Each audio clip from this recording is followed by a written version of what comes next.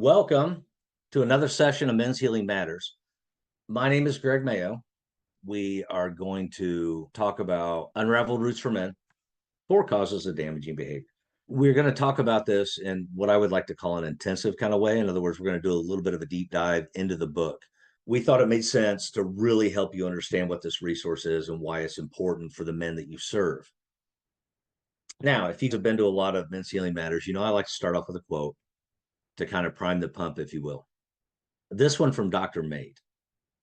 And it says, children do not get traumatized because they are hurt. They get traumatized because they are alone with the hurt. I'm going to leave this up on the screen for a minute because I really want us to keep this idea, the truth in this statement from Dr. Mate, in our minds as we go forward into the material. I can tell you from the countless men I've talked to over the years that one of the biggest things is that they feel alone. Nobody else has experienced what they experienced. Nobody else has experienced the trauma, the hurt, the pain that they have, and nobody's there to help them. Unraveled Roots for Men goes into a lot of those ideas and concepts that cause the trauma, that cause the pain, that cause the hurt. But we help men find that they're not alone, that they can heal and move forward in a healthy and productive way. And so this quote, when I came across it, really, really stuck out to me. So I want us to kind of keep that in the back of our minds as we go forward. Children get traumatized because they're alone with their hurt. Let's talk a little bit about the how and why. For those of you that don't know anything about the Unraveled Roots series, I want to just share a little bit about what it is and where it came from. Karen Barbito, Melinda Means, and Lisa Rowe, over 4 years ago now, wrote a book called Unraveled Roots. And it talked about the same topics we're going to talk about in this book. The book was well received by so many, and it was such a benefit and a blessing to so many in their healing journey. It impacted men and women both. But early last year, we, the team at Support After Abortion, realized that there would be a huge benefit to providing Unraveled Roots specifically geared for men.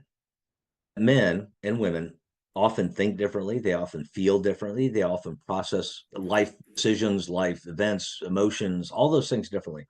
And they often heal differently. So we thought it made sense to put together a book that's really in guy speak, for lack of a better way to put it. It follows the same framework as the original Unraveled Roots, geared toward men. The other thing I want you to think about as you look at this, because I know a lot of you use Keystone Healing, for example, and other abortion healing resources with men and with anybody, but it's never just one thing, right? So if a man comes in and he's abortion minded or abortion wounded, that's a thing, but there was a path, and a lot happened along the path to get him to that place where he's abortion minded or abortion wounded. We need to have resources that can help him get in touch with where it began, get in touch with the root causes. And so that's what this book's really about. I've seen that men will come in presenting an issue, addiction, abandonment, whatever. And I've had a lot of therapists validate this too. They will come in presenting a particular issue. And when they deal with that issue, abandonment, abuse, addiction, whatever it may be, then that's when they get in touch with their abortion. It's truly never just one thing. This is not the beginning and end of recovery for anybody or healing. What it is another tool in the box. Now, with the Unraveled Roots for Men, we did something that was kind of cool. I went in the studio a few months ago and recorded an audiobook, which is available as well. We produced a video series. Here on my screen, you can see a screenshot. The video series is on our website. It's also on Bright Course. It's a facilitator series and a client-facing series that clients can just plug into. Now, the cool thing about that is the trend right now is that men are leaning more on self-guided stuff. I see it in other men's ministries and men's organizations that I deal with too. So having a client-facing video option on our website and on Bright Course is a huge benefit, because a lot of men, for a myriad reasons, may not show up to a center to go to a class or a session or even a virtual session, but they'll go through it themselves and they'll get what they need to get. So it's really important that we have this option that is available. Now, to show y'all the quality of this series, I want you to see a snippet of the video. You're going to see this gentleman here that you see on the screen, the host who narrates the videos, and then you're going to see a clip of one of the actors do the testimony video for this particular chapter. Let's take a look. For you, finding the root of abandonment in your life is crucial to resolving those emotions and working toward an overall healthier life.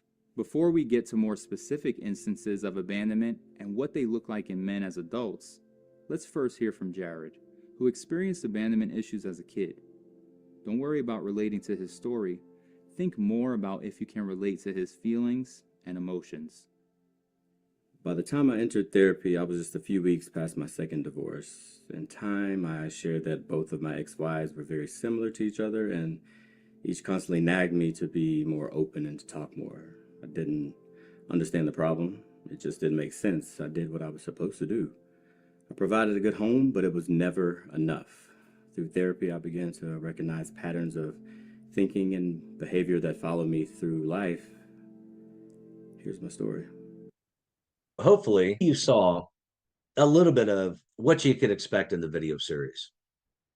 The actor that was doing the testimony part there, as with all the actors that we use, just did a tremendous job of bringing that man's story to life. All people, to an extent, but certainly men to a great deal, relate through story. And that's why the story portion was so important. And we'll talk a little bit about that when we get into the chapters. For a man to be sitting somewhere that looks like he's sitting in somebody's house chatting makes it more approachable. And that's what we're going for. It's the idea that me watching this, every man, whatever I do, whatever my job is, whoever I am, whatever age I am, that I can relate to the story. So let's talk about how the chapters are laid out. They all have the same basic framework. The first part is the root of. So the root of abandonment, the root of abuse, the root of addiction. And we talk about what that particular topic is. We explain it. We explain it in a way that's very clear, understandable language, very approachable language, very conversational language, because we want guys to read it and feel like it's meant for them, because it is. So we have to have that foundation. Then we go into the true story. And the true story is a testimony. You just saw part of one of them. The true story really helps to relate the truth of the topic. A guy's telling a story about how he was impacted by abandonment or abuse or whatever. After the true story, then we have a section called digging deeper for every chapter. The questions are different. But the first thing we do in the digging deeper section is we state the facts without blame or condemnation or whatever. It's just stating the facts. What happened? What really happened? Well, my dad left. Okay. That's a fact. It's important to start with the fact because we have to start with a foundation of truth, a true, honest understanding of what it is that happened. The second thing we do is then expose the lie. We've looked at the fact of what happened. Now we're going to talk about the lies that we believed. My dad and mom divorced when I was 6, and my dad left. And I ain't seen much for about 8 years. That's a fact. The lie I believed is that dad left because I wasn't good enough, or that I was bad, or that he didn't love me, or that he didn't want to be around me. Right? So that's the lie. We have to state the lie that we believed about ourselves based on the facts. So we do that, and then we acknowledge the behavior. So the fact is what happened. The lie is what we believed. But based on the lie we believed, how did that impact our behavior? How did that impact our choices? How did that impact our lives going forward, and maybe even still today? Again, it's just about being open and honest with ourselves. The fourth thing we do is embrace the truth. Okay, so I've dealt with the facts of what happened and the lies I believed and how those beliefs impacted my behaviors. What's the truth? What's the truth about me, about who I am, about what I experienced in this situation, right? About what happened. Is it my fault? A lot of kids believe that traumas and experiences that they have when they're children are their fault. That's embracing the truth. And there's a freedom in that. Just in the 4 steps we've done, stating the facts, exposing the lie, acknowledging the behaviors, and embracing the truth. There is beautiful freedom in that. And then we have one more. And this is where the rubber meets the road, so to speak. We change the behavior. See, we all experience different things and in different ways and at different levels. And everybody's journey's different. Mine's different than anybody on here. And each one of you is the same. But there comes a point when, after we've looked at the facts of what happened and examined the lies and went through the whole process, that then whatever we experienced in life, it comes on us to change the behavior. Now that we know what the lie was, now that we know what the truth is, now that we believe what is true about ourselves, we have to change the behavior. So this is the format. Each chapter follows the same process. Allow participants to work within a comfortable and known framework, because guys, we like to know what's coming ahead. So it allows us to take each issue and work through them in a very logical fashion that ultimately leads to us having the opportunity for change. Then we talk about choosing to connect. And there's a lot of layers to that. It can mean different things for different people. But part of this was connecting the dots of my life, right? You can almost think about whiteboarding it, laying it out, connecting the dots and seeing what affected what. 8 or 10 years ago, I was speaking at a Christian recovery group at a church in Southern Indiana. And I shared my abortion story and healing and how that worked for me. At the end, a guy, long story short, stopped me in the parking lot and told me about his 22 years of sobriety. He told me, until he heard my story about how abortion impacted me and the truth of the story, the lies I believed because of the abortion, the acting out behaviors I engaged in, and then ultimately the truth I discovered and how I went to change those behaviors. So he heard that sort of process long before I even knew what Unraveled Roots was. And here's what he said to me. He said, I never connected the dots. I've been sober 22 years. Before I was a junior in college, I'd never touched a drop or a drink. And then my girlfriend had an abortion and I started drinking the next day. I share that because that's connecting the dots. That's connecting a past trauma to a modern hurt. The other thing about connecting is connecting with others. You might find out through reading this book that you suffered some sort of abuse as a child that you weren't consciously aware of, or you maybe had kind of tucked away in a closet. So now you need to connect with other healing. That's an important part of the process, because it's never just one thing, right? And recovery and healing are a lifelong journey. Then we talk about the light through the branches in each chapter. And another story of a man. And this is a story about healing. It's about how he found peace and healing on the other side of whatever he experienced. It's important to share those stories as well. We can't just share stories about pain and how we relate to them. We have to share stories about how people found hope and healing on the other side of the pain. And that's what the light through the branches does. Now let's dig into the individual chapters. I want to talk about each one of them so we have a general idea of what we're dealing with. Chapter 1, why am I here? I think it's a hugely important chapter because it sets the stage for the journey ahead. Again, we're guys. We like to know what's coming, right? But it's not a rigid thing. It's more like giving you a map, right? Remember MapQuest back in the day? You had to print directions and follow, turn left here, turn right there. It's not that. It's a map that shows you destination points, and it helps you find your own path to get there. Sets the stage. We also encourage the reader to reflect. And one of the first questions we ask in the first chapter of the book is, why am I here? Now write it down. Why do you think you're here today? Because the answer may change in 6 weeks.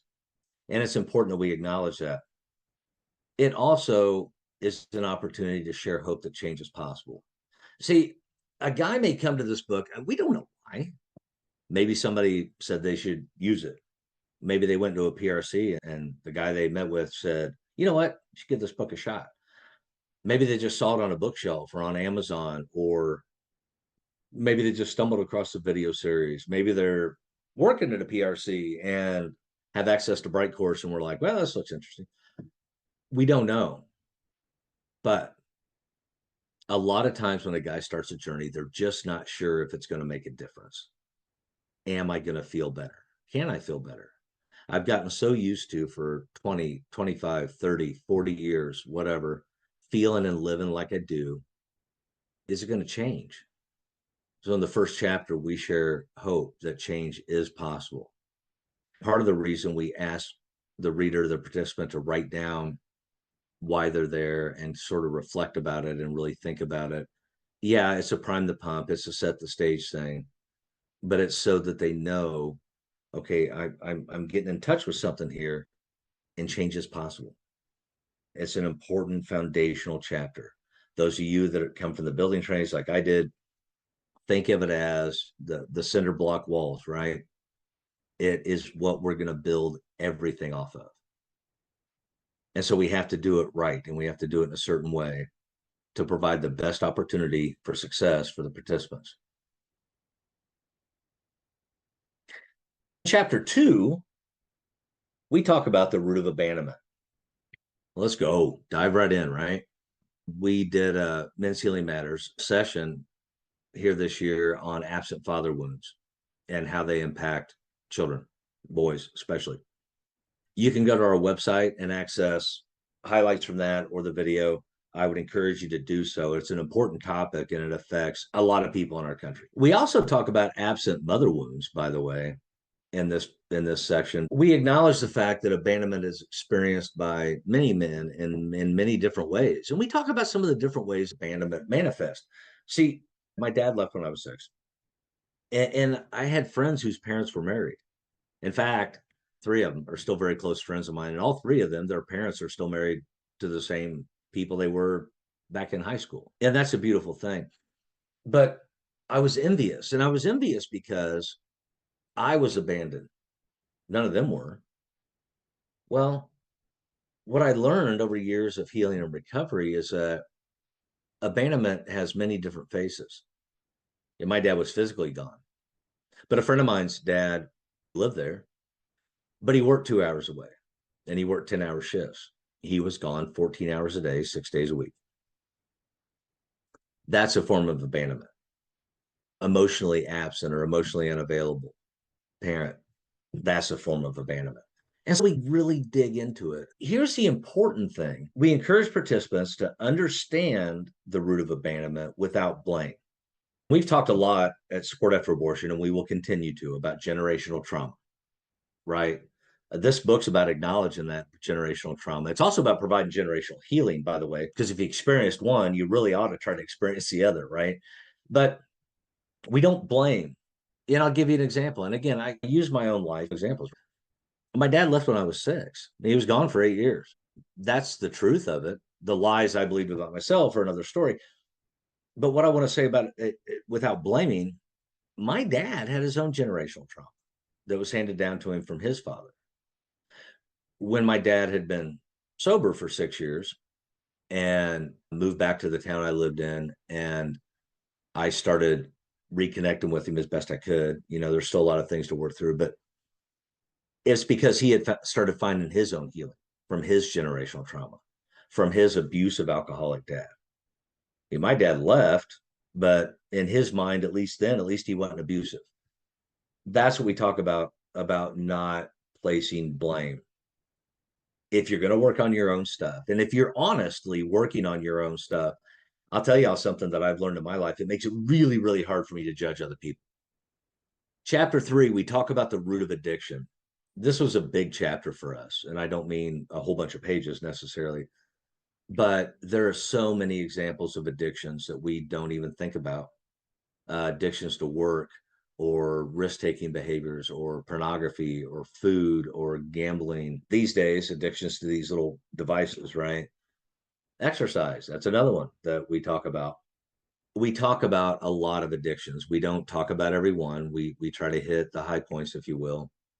We delve into how addiction and our parents impacts us as we grow into men. See, if I watch my dad come home after work every night and hit a blunt and zone out on the couch smoking weed all night and not interacting with me or my siblings or even my mother or whatever, that impacts me growing into manhood. Because what do I see? I see that this is how life lived, right? We talked about it a couple sessions ago, the idea that boys will model what their fathers do, not necessarily follow what their fathers teach. That's how addiction in parents impacts us. It teaches us as young boys going into manhood how to deal with or run from problems, as the case may be. And then we also show what a pathway to healing from addiction may look like for your own addiction, if you've developed one as an adult, or what it may look like to heal from the impact of your parents' addiction on you. Either way, healing is possible. Either way, it doesn't have to continue to affect you. And that's the important thing. And maybe, again, the learning opportunity to understand, hey, you know what? There are different kinds of addiction I never thought of. I always just thought about alcohol and drugs. Turns out there's a lot. Chapter 4, we talk about the root of abuse. This is a very, very tough chapter for a lot of people. And we know that, and we acknowledge that. And we do our best to respect those who have experienced abuse. We talk about physical, sexual, emotional abuse. We talk about examples that we may not have thought about. We also talk about religious abuse, which is a thing that's not often acknowledged by a lot of people. And we talk about it in a way that hopefully validates people that have experienced different kinds of abuse. Men are really, really hesitant to speak about abuse that they've experienced, be it physical abuse, sexual abuse. I heard last week on a podcast that the latest data suggests that by adulthood, by 18, 1 in 6 boys, by the time they turn men, will have experienced some form of sexual abuse. 1 in 6. 1 in 5 will experience some sort of physical abuse. And that's just what's reported. There's a lot of men out there who have experienced it. And we want to honor them and help them find a path forward, a way out, a way to move past it. So we acknowledge it. And then we talk about how the abuse in childhood may manifest in us as adults. And it's different ways, right? And some of them are completely diametrically opposed. I know a couple of guys who were brothers who experienced horrible physical abuse at the hands of their father. One of them grew up to be a very abusive man himself and is now in prison. The other one is a pastor, and he's only entered a healing journey about the last 10 years, and the guy's my age. So what's my point with that? My point is things that we suffer, traumas we experience, whatever they are, but and specifically we're talking about abuse, they manifest in our adult lives in some way. They impact us in some way. We either become like the abuser or nothing like the abuser. But even in becoming nothing like the abuser doesn't mean we're healed. It just means we chose a different path. Then we spend time in this chapter talking about the truth of the abuse that we experienced. A lot of us, when we're abused as children, we blame ourselves. If I was good enough, if I had just been quiet, if I had just cleaned my plate or picked up my room or not talked back or whatever the case may be. If I just, right? That's not the truth. The truth is you were abused because your abuser was a sick person who needed help and had their own trauma. And so it's really important to acknowledge the truth about it. Chapter 5, we talk about the root of codependency. I want to share a couple things about codependency because when we talk about codependency, we're talking about back sort of in the beginning, if you will, when healthy dependency needs weren't met. A big buzzword in pop psychology these days is narcissism, right? Well, that guy's a narcissist. Well, he may just be selfish. But my point in bringing that up, and I'll tie it into codependency in a minute for those of you who are scratching your head going, what is he talking about? As children, at very early developmental stages, there's what's called healthy narcissism. It's healthy because that's where you're fully dependent, and therefore it's all about you. We have dependency needs, and they're very healthy to a point. The problem is when our healthy dependency needs aren't met as children, we can become codependent. Maybe you have a parent who struggles with some sort of addiction. Maybe you become codependent. You become the caretaker of your younger siblings. Maybe you become their support person. When it's not really your role, you're a child, right? And you're not getting the support you need. And so life becomes about taking care of others to the point where we can often lose our understanding, if we ever had it, of who we truly are and what our true needs are, what our healthy dependency needs are. In the chapter, we go through that. Now, here's something I got to be honest about. When I was young, I thought codependent people were women. That's not chauvinistic. It's not sexist. It's just ignorance of youth. I didn't know. When my dad moved back to the town I lived in, he said that I should go to Alateen. And I asked him what it was. And he told me it was a group for children, teenagers, whose parents were alcoholics. His words. He said, my drinking probably messed you up. And I said, well, okay, I'll go.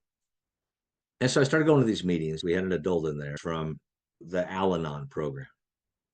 It was for partner, significant other, spouse, whatever, of the alcoholic. I would hear all this talk about codependency and stuff, and I thought, well, it's just women are codependent.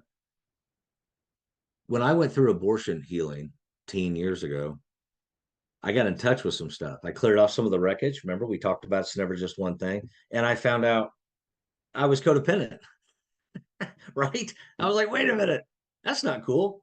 And I got to the root of it. And in fact, Karen Barbito's been doing a group on codependency, and we're toying with the idea of doing a men's group because, guys, you can be codependent too. Maybe you were further advanced than I was and you already knew that, but for years I didn't understand that. So the chapter's real focus is this idea of moving past other-centeredness.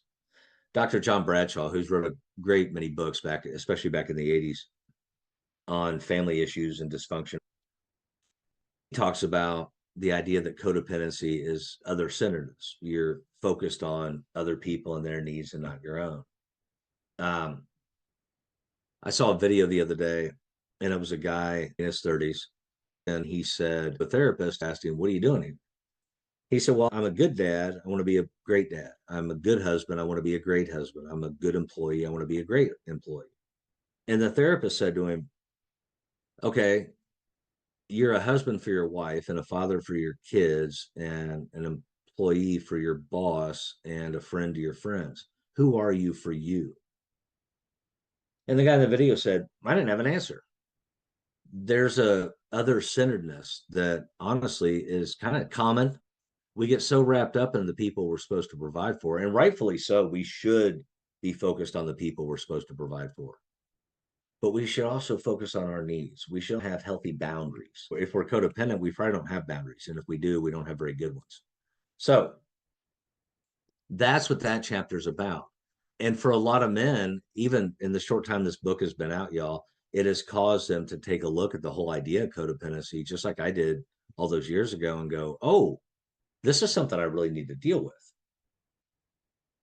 There's honor in that, men. If you're listening to me right now and thinking, well, that might be me, there's honor in acknowledging and dealing with that. Chapter 6, where do we grow now? That's a great question. And I'll tell you why. Because a lot of guys, when we get through a thing, it starts here and it ends here. And when we're done, we're done. No, you're not. I would suggest strongly that you're not. And this chapter is about that. Now, one thing we do in this chapter is reflect back to that first question, why am I here? Some of the things that we encourage participants to write during the first chapter, we're going to look back at those now. See, now it's where have I come? How far have I come? You ever go for a walk or go fishing in a creek? I'll use a recent example from just a couple of weeks ago. I was out in Western Indiana creek fishing, and it was quiet. There were no people. The scenery is absolutely beautiful.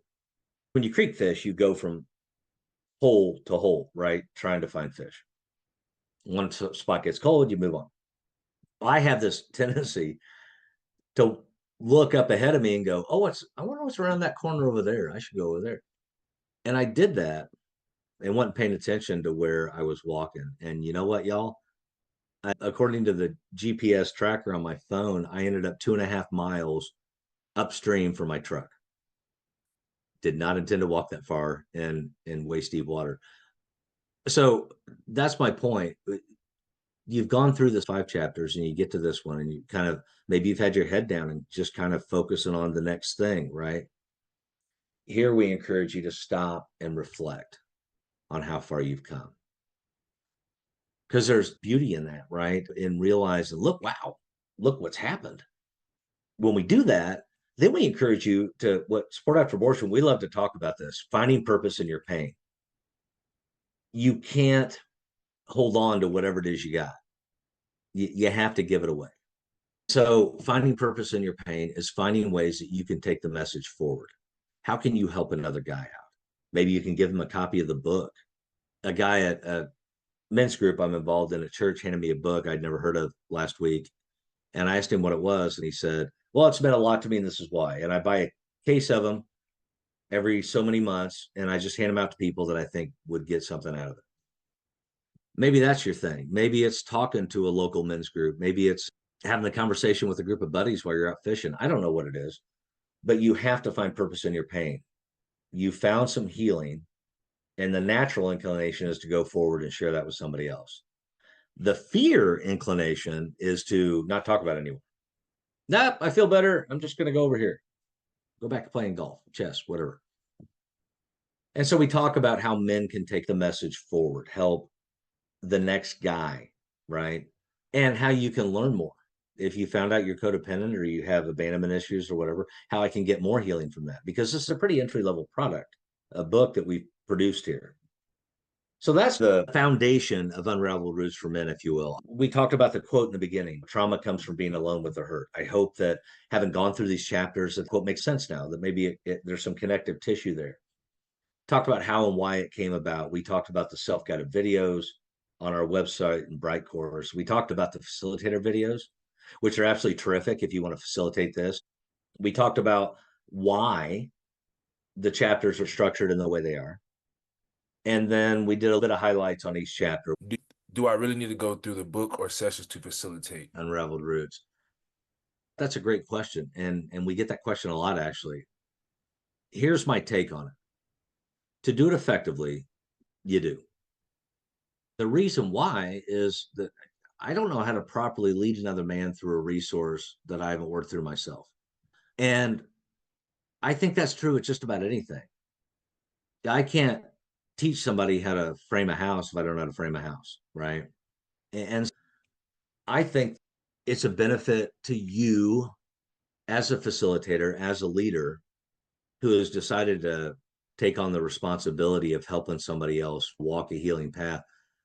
If you are willing and able to go through the resource and the facilitator training videos yourself. So that's my answer. I never speak in terms of what you have to do. Whoever asks that, you're a grown man, right? You do you. But my experience suggests that it's really difficult to do the right, effective, impactful job without having gone through it. Yeah. Hope that helped. What if I don't have any childhood traumas to work through? Another great question. The first thing I would say is that no one can decide for another what they need to work on. In the 12-step world, we call that working someone else's program.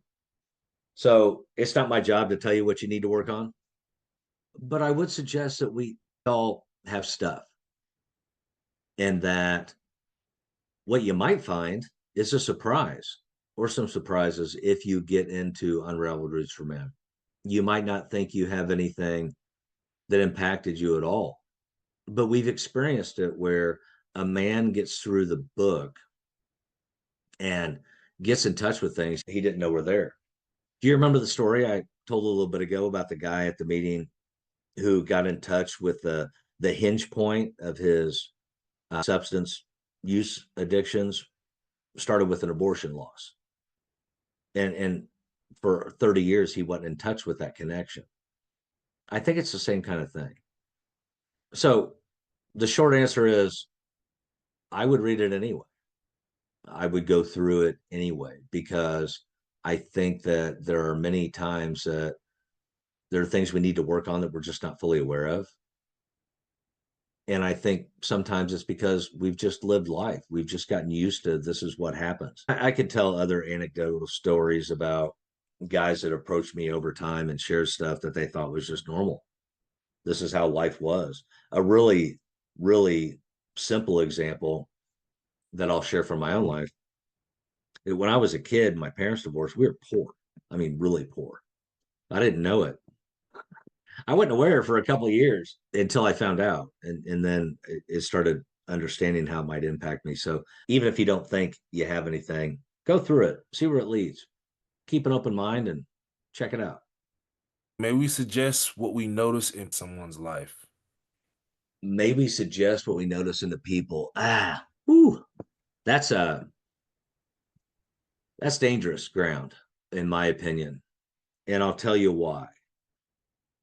I've learned in my life that it's almost never the right step to tell somebody what you think they need to know. I told you all my dad introduced me to Alateen when I was like 15 or something. My dad was involved back then in stage 2 and stage 3 recovery, kind of the stuff we're talking about now, childhood trauma and all that. So I started reading books about this when I was in high school. Tons of books, everything I get my hands on. And I was also reading philosophy at the time. Well, I read all this stuff, and I would see stuff in people, and I would tell them what I saw in their behavior, their actions, their words, and how they could fix it. How many of you think that was effective? That I helped a whole bunch of people? Well, I didn't. What I did was irritate people. And I really found out that didn't work well about 25 years ago when I got married. I learned pretty quick. It didn't work with kids either. So no, I would say that would be a really bad idea, in my opinion. What I think is a really good idea is to, if you see something, and this is what I've learned for myself, I ask questions. You know, we talked about the 4x4 question method. It's coming back around. I ask questions to hopefully help them think about what they need to know, if that makes sense. It's always better to ask questions and let somebody get there on their own than it is to point out what somebody needs to know. And the last thing I want to say on this is keep in mind, for the vast majority of us that are in this helping world that we're in, we are not therapists. We are there to help, not diagnose and treat, right? So that's my take on that. I hope it helps. Always ask good questions, and I think people will come to the conclusions they need to. Can you expand on dealing with blame a bit? They dislike blaming their folks who have passed. That's a great question, and we probably could use another 20 minutes to really get into it. Blame is a dangerous thing. When we get to a place where we find balance, then we can let go of blame. And let me tell you what I mean. My dad was an alcoholic and he left. That's not blame, that's stating the facts. We talked about that in our chapter structure. But blaming him for the lies I believed about myself because of his leaving, or blaming him because of the path I chose because of his leaving influenced what I thought about myself. It influenced some of the path I chose. But every person, every man gets to a place in life where you have to take responsibility for your own actions. Like, this happened when I was a kid and it was horrible. And this is how it impacted me. That's the truth. But at some point, you got to step through it. So I stopped blaming my dad. I went through recovery and we had a very healing come together when I was 23. Changed our lives, changed my life from that day forward until the day he died 2 years ago. I had the best relationship I could ever imagine. Now, his dad was an abusive alcoholic, and his dad got sober later in life. I asked Dad about 10 years ago if he ever fully reconciled with Grandpa. Grandpa died when I was 9. And he said, not to the extent I wish I would have. I still blamed him when he died. Okay, so that's the thing with release and blame. And we could go through 100 examples, right? But it's acknowledging the truth, the fact, stating the fact of what happened, but also acknowledging the lie you believed about it. But if we continue to blame and not just state it as fact, then we become stuck in our own sickness and our own pain. Thank you all for attending. I hope that this brought value to you. I hope that you will begin to use and facilitate the Unraveled Roots resources, both of them, because I think they're tremendous. If you have any questions, reach out. We'd love to hear from you. Have a great day, folks.